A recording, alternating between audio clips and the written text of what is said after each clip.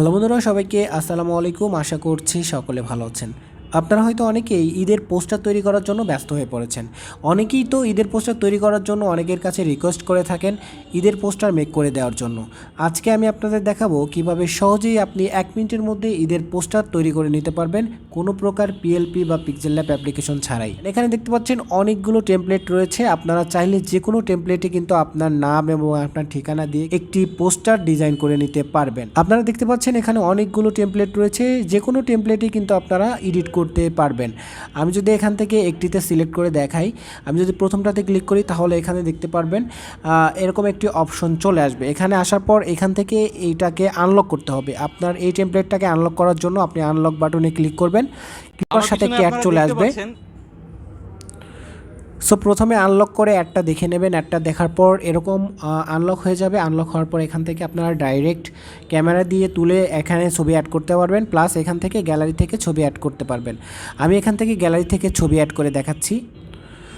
So আপনারা দেখতে পাচ্ছেন আমি এখন এই ছবিটাও এখানে অ্যাড করে দেখাবো। এখানে ক্রপে ক্লিক করলাম, দেন এখান থেকে আপনার সাইজ মতো এই পিকচারটা আপনি কত সাইজে রাখতে চাচ্ছেন সেই সাইজটা দিয়ে এখান থেকে ডান অপশনে ক্লিক করে দেবেন। ক্লিক করার পর আপনার এখানে আরেকটি অ্যাড চলে আসবে, এখানে অ্যাডটা দেখে নেবেন। দেন তারপর আপনার সামনে এরকম চলে আসবে। দেন এই যে পিকচারটা দেখতে পাচ্ছেন যেটা আপনি অ্যাড করেছেন, এটাকে টেনে আপনার ইচ্ছা মতো কাস্টমাইজ করে নেবেন। আপনার যতটুকু প্রয়োজন অতটুকু আপনি টেনে লম্বা করে দিবেন। লম্বা করে দেওয়ার পর এখান থেকে আপনার সাইজটাকে মেজারমেন্ট করে নেবেন। এখানে দেখতে পাচ্ছেন আমি এটাকে সুন্দরভাবে এখানে বসিয়ে দিচ্ছি। তো আপনারা আপনার ফটোটাকে এভাবে সুন্দরভাবে বসিয়ে দিবেন। বসিয়ে দেওয়ার পর এখান থেকে আপনার আরও কিছু কাজ রয়েছে। এখানে দেখতে পাচ্ছেন এখানে আপনার নাম লিখুন, মানে এইখানে আপনি আপনার নাম ঠিকানা দিয়ে দিবেন। এখানে আমি নামের উপরে ক্লিক করলাম, আমি এখান থেকে আমার নাম লিখে দিচ্ছি।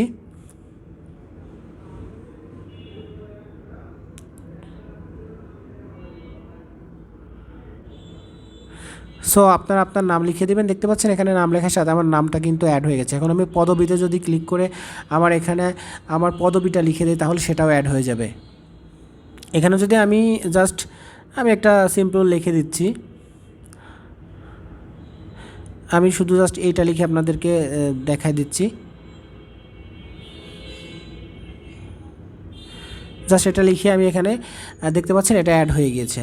তো এখানে দেওয়ার পর এখান থেকে আপনি পিকচারটা আপনার সমস্ত কাজ হয়ে গেছে। এখন আপনি এটা সেভ করবেন কিভাবে? সেভ করার জন্য এই কর্নারে দেখতে পাচ্ছেন সেভ অপশন, এখানে ক্লিক করে দেবেন। এখানে ক্লিক করার পর দেখতে পারবেন এটা এরকম একটি অপশন চলে আসবে। অ্যাড আসলে একটাকে কেটে দেবেন।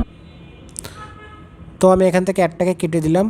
আর এখানে দেখতে পাচ্ছেন আমার কিন্তু এই ফটোটা সেভ হয়ে গিয়েছে। আমি যদি এখান থেকে গ্যালারিতে চলে যাই তাহলে এখানে দেখতে পারবেন গ্যালারিতে কিন্তু আমার ফটোটা সেভ হয়ে গেছে। এখানে দেখতে পাচ্ছেন আমি যদি এখানে ক্লিক করে দিই তাহলে দেখতে পারবেন এই ফটোটা কিন্তু সুন্দরভাবে গ্যালারিতে সেভ হয়ে গেছে। এভাবে আপনারা আপনার যে কোনো টেমপ্লেটের উপর আপনার ফটো দিয়ে এডিট করে নিতে পারবেন ঈদের শুভেচ্ছা বার্তা। তো এই অ্যাপ্লিকেশনটি ডাউনলোড করার জন্য আপনারা প্লে স্টোরে চলে আসবেন। প্লে স্টোরে আসার পর এখানে আপনারা পোস্টারলি লিখে সার্চ করবেন। এটা থেকে সার্চ করার পর এই যে প্রথম যে অ্যাপ্লিকেশনটি চলে আসছে এই অ্যাপ্লিকেশনটি আপনারা ইনস্টল করবেন। আপনাদের সুবিধার জন্য আমি লিঙ্ক ডেসক্রিপশন বক্সে, আর যদি ফেসবুক থেকে দেখে থাকেন তাহলে আপনারা অবশ্যই কমেন্ট বক্স চেক করবেন। এই লিঙ্কটা এখানে দেওয়া থাকবে, এখান থেকে আপনারা সিম্পলি অ্যাপটি ডাউনলোড করে নিয়ে কাজটা করতে পারবেন। সবশেষে একটা কথাই বলতে চাই, ভিডিওটি দেখে যদি একটু উপকৃত হয়ে থাকেন অবশ্যই ভিডিওতে লাইক করবেন, কমেন্ট করবেন, আর বন্ধুদের মাঝে ভিডিওটি শেয়ার করে দিবেন যাতে সবাই ঈদের পোস্টার তৈরি করতে পারে। সো বন্ধুরা, আজকের মতো এই পর্যন্তই। পরবর্তী কোনো ভিডিওতে দেখা হবে। সে পর্যন্ত সকলে ভালো থাকবেন। আসসালামু আলাইকুম।